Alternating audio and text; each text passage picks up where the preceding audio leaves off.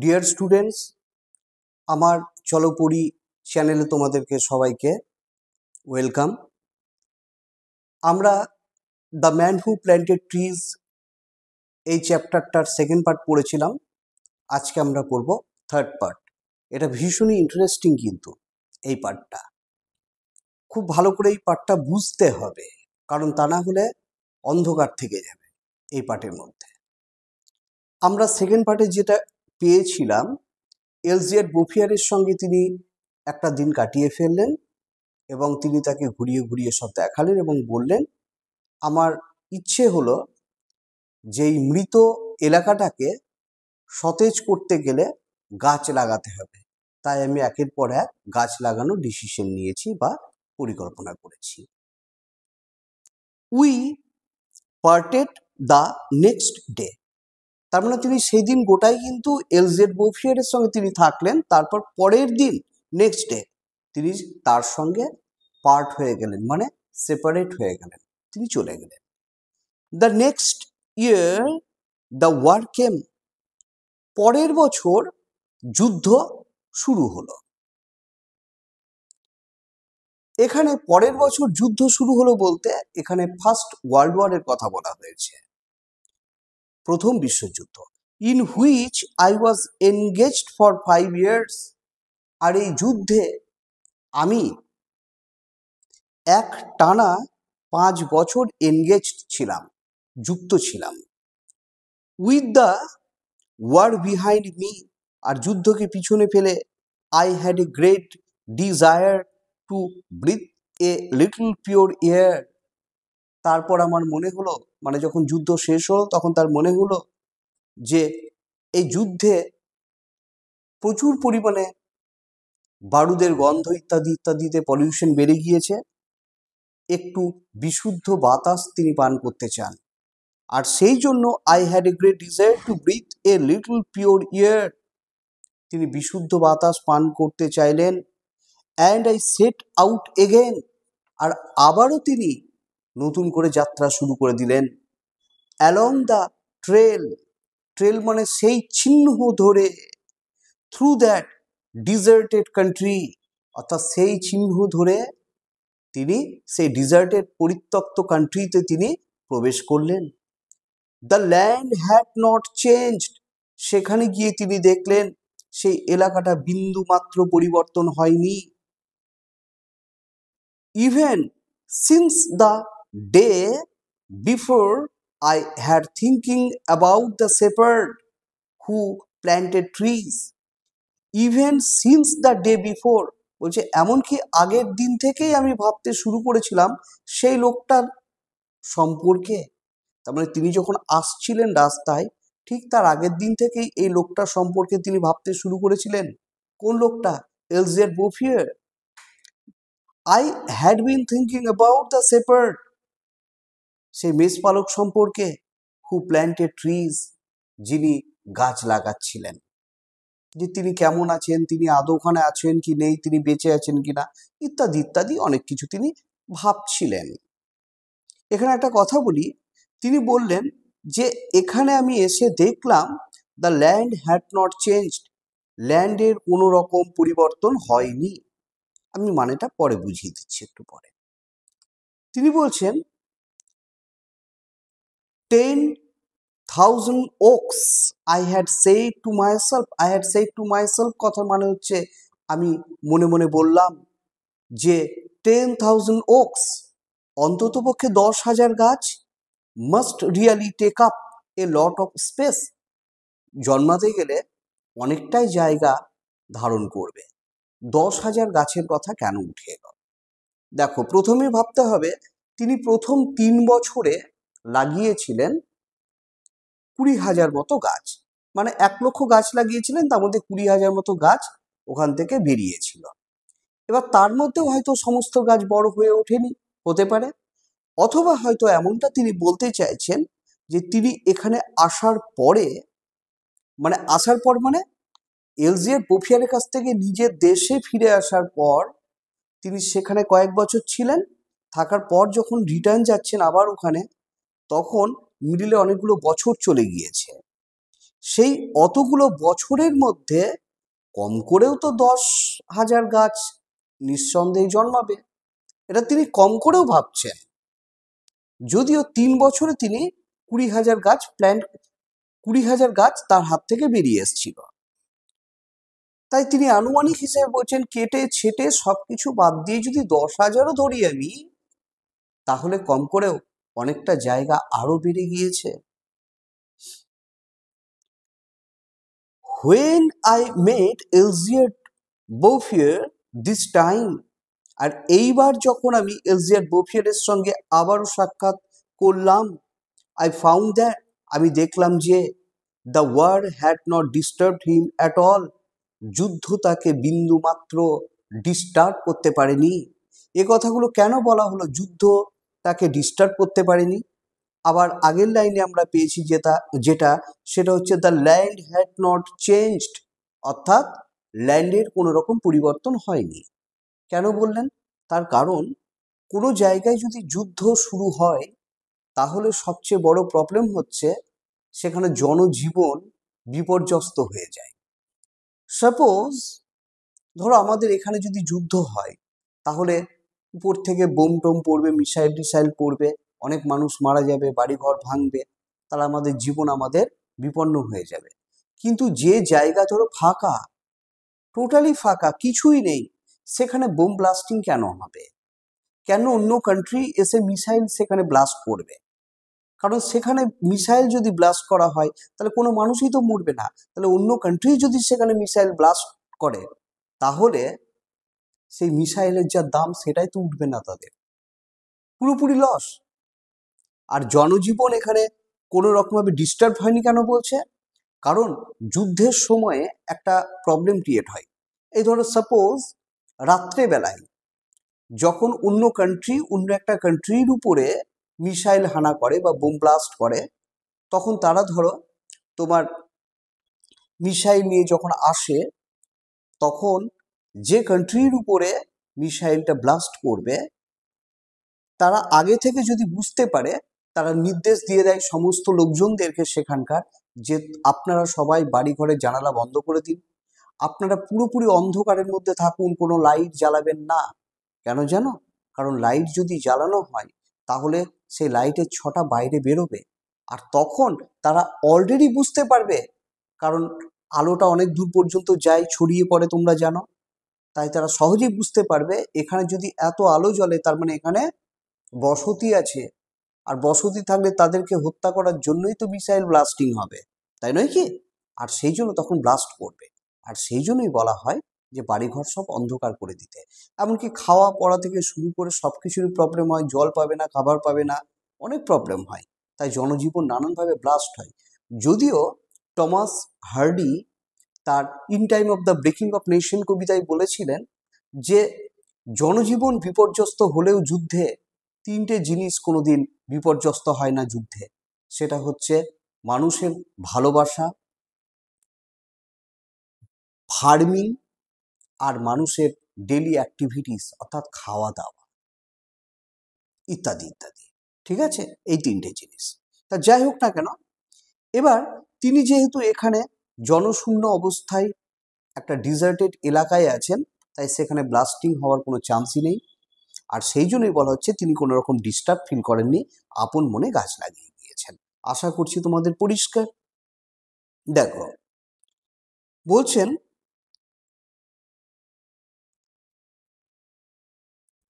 He had continued with his planting, তিনি কিন্তু তার প্ল্যান্টিংটাকে, বৃক্ষরোপণকে চালিয়েই গিয়েছেন। দ্য ওকস অফ 1910, অর্থাৎ 1910 সালের লাগানো সেই গাছগুলো ওয়ার নাও 10 years old, সেগুলোর বয়স এখন 10 বছর হয়ে গিয়েছে। And were taller than me and than him, এবং সেই গাছগুলো লম্বায় আমার চেয়ে এবং তার চেয়ে মানে এলজিয়ার্ড বোফিয়ারের চেয়ে অনেক লম্বা হয়ে গিয়েছে। স্বাভাবিক, একটা গাছের বৃদ্ধি তো মানুষের চেয়ে অনেক বেশি। আর সেই জন্য বলছে 1910 সালে লাগানো গাছগুলো আজকে আমার এবং বোফিয়ারের চেয়ে আশা করছি অনেক লম্বা হয়ে গিয়েছে। এই জায়গাটার উপর আমাকে ফোকাস ফেলতে হবে। আমি একটু পরে বলছি, আমি রিটার্ন এসে বলছি, আগে পড়াটা আমি কমপ্লিট করে ফেলি, তারপর দেখো বলছে দ্য সিন ওয়াজ ইমপ্রেসিভ। এই সিনটা, এই দৃশ্যটা ছিল প্রচণ্ড চমকপ্রদ বা আকর্ষণীয়। কোন দৃশ্যটা? এই যে অজস্র গাছ, একটা বনভূমি তৈরি করে ফেলেছেন তিনি। এই দৃশ্যটা হচ্ছে খুব ইমপ্রেসিভ, আকর্ষণীয়। আই ওয়াজ অ্যাকচুয়ালি, আমি প্রকৃতপক্ষে, এখানে অ্যাকচুয়ালি মানে প্রকৃতপক্ষে, স্পিচলেস, আমি প্রকৃতপক্ষে একেবারে নির্বাক হয়ে গেলাম এই রকম একটা দৃশ্য দেখে, যে একটা ডিজার্টেড এরিয়াকে তিনি বনভূমিতে পরিণত করে দিয়েছেন। And we passed the whole day, আর সারাদিন আমরা দুজনে মিলে ঘুরে ঘুরে বেড়ালাম ইন সাইলেন্স, নীরবতার মধ্যে। মানে কেউ কাউকে কোনো কথা বললাম না, শুধু সেই এলাকায় আমরা ঘুরে ঘুরে বেড়ালাম। ওয়াকিং থ্রু হিজ ফরেস্ট, তার সেই বনভূমির মধ্য দিয়ে। ইট ওয়াজ ইন 3 সেকশনস, এই জঙ্গলটার 3টে সেকশন ছিল। 11 কিলোমিটার্স লং ওভারঅল, ওভারঅল মানে সার্বিক দিক দিয়ে, মানে সার্বিক দিক দিয়ে দেখলে এই বনভূমিটার 3টে সেকশন ছিল।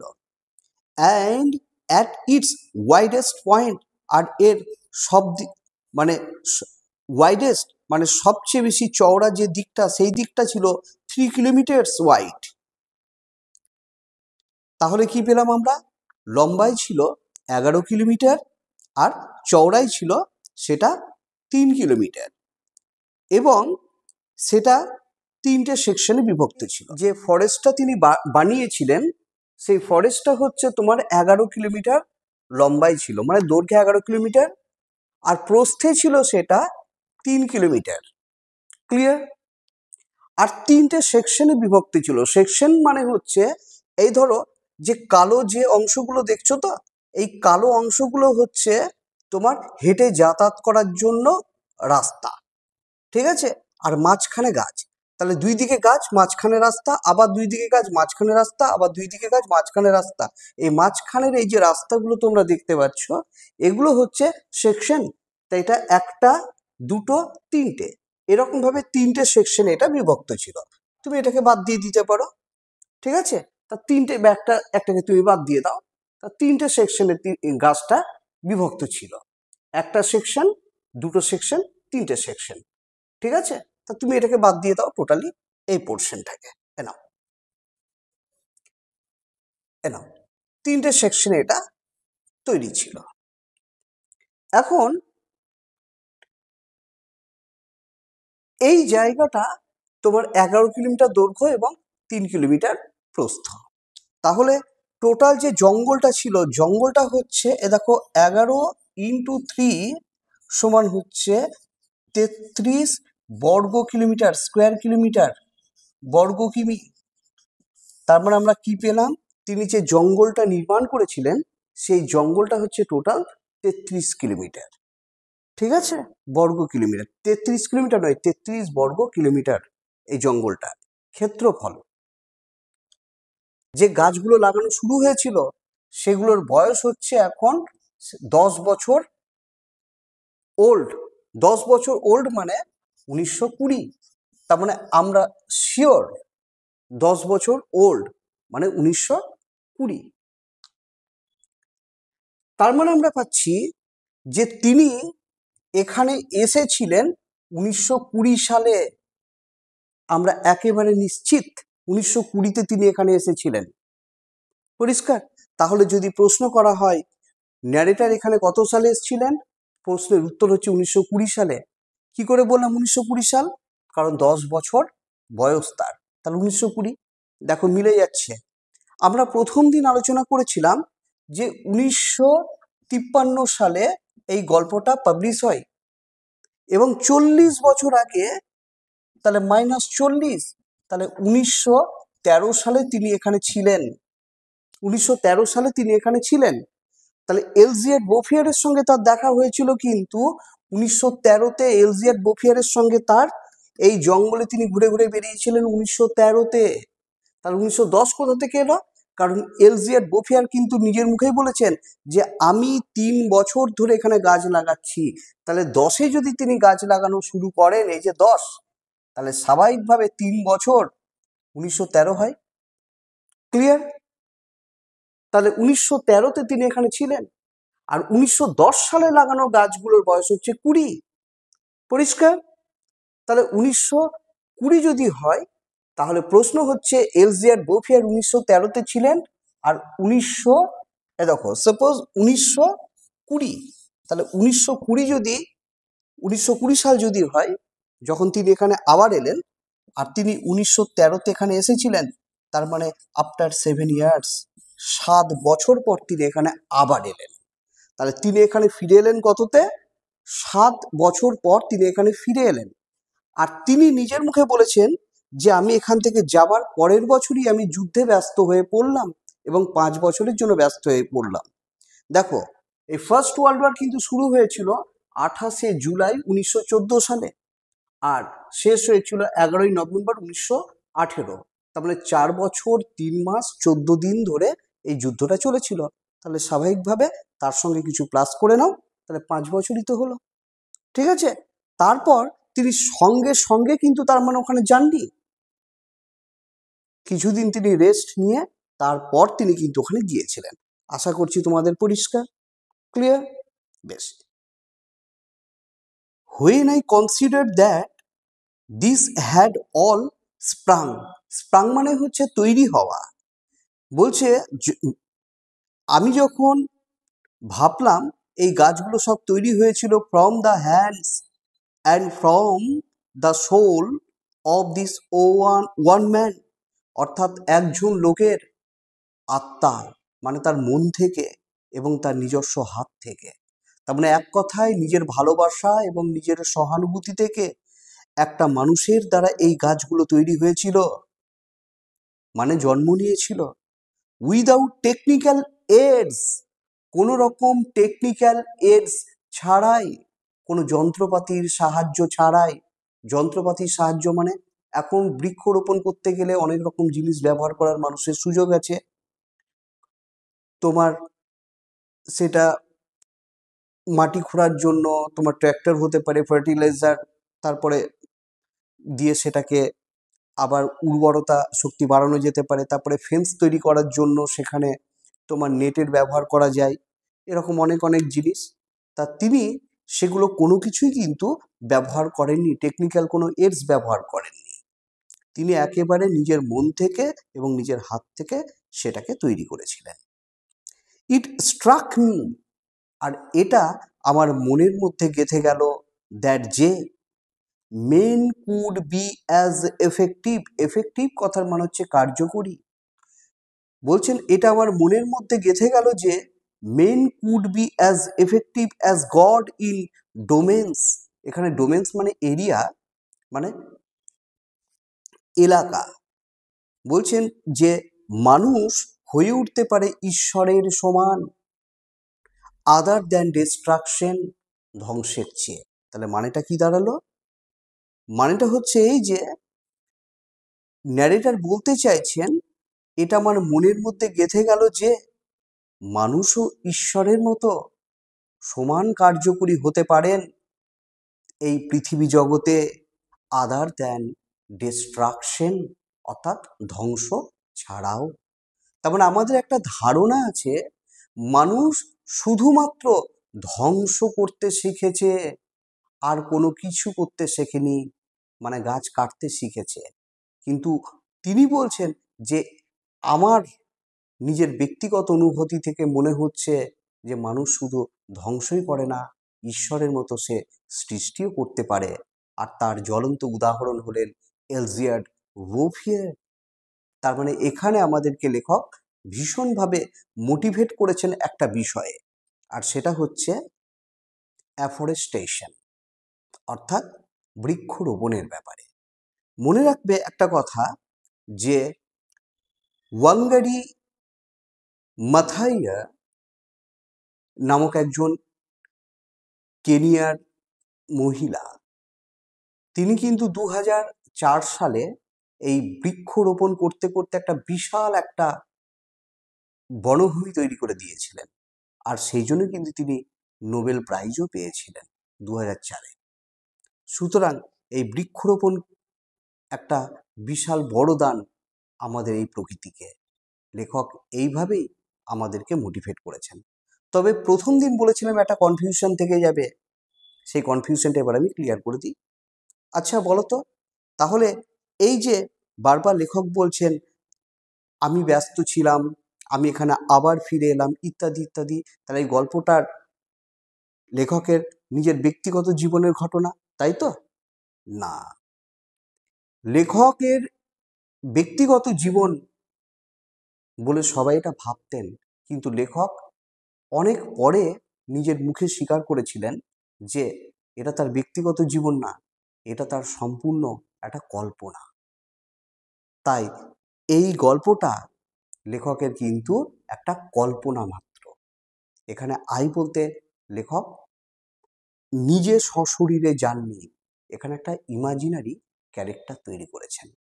আশা করছি আমার এই পড়ানোটা যদি তোমাদের কারো ভালো লাগে তাহলে আমাকে সাবস্ক্রাইব করবে, কমেন্টে রিপ্লাই করবে, শেয়ার করবে। আমি আবার তোমাদের ভালো ভালো টেক্সট নিয়ে উপস্থিত হব। God bless you.